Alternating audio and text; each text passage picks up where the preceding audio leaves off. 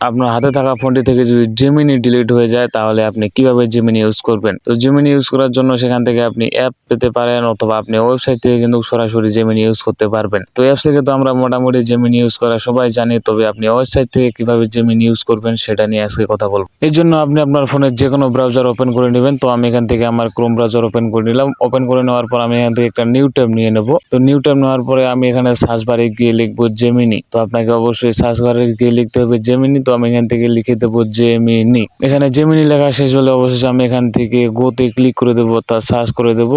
এখন এখানে শুরুর যে লিঙ্কটা রয়েছে জেমিনি লিঙ্ক, অর্থাৎ ওয়েবসাইট থেকে ব্রাউজার ইউজ করবেন, তো এখান থেকে শুরুর দিকে যে লিঙ্কটা রয়েছে সেখানে ক্লিক করা লাগবে। তো শুরুর দিকের লিঙ্কটাকে ক্লিক করার পর ঠিক এমন একটা ইন্টারফেস শো হবে। এখানে আপনি চাইলে মেসেজ করতে পারবেন, অর্থাৎ আপনি অ্যাপসে যেভাবে মেসেজ করতেন জেমিনির সাথে সেভাবে কিন্তু এখানে মেসেজ করতে পারবেন। তো এখান থেকে আমি তাকে মেসেজ দেবো হাই।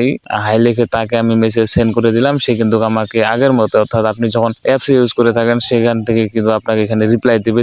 আপনি চাইলে আপনার ফোনে কোনো রকম অ্যাপ ছাড়াই শুধুমাত্র ওয়েবসাইট থেকে আপনি কিন্তু জেমিনি ইউজ করতে পারবেন। তো শুধুমাত্র জেমিনি না, আরো বিভিন্ন ধরনের ওয়েবসাইট রয়েছে, যেমন ফেসবুকও কিন্তু আপনি এখান থেকে ইউজ করতে পারবেন ওয়েবসাইট থেকে। কোনো রকম কোনো অ্যাপস লাগবে না, শুধুমাত্র ক্রোম ব্রাউজার অর্থাৎ যে কোনো ব্রাউজারে আপনি প্রবেশ করে সেখান থেকে কিন্তু আপনি ওয়েবসাইটের মাধ্যমে সেগুলোকে চালাতে পারবেন।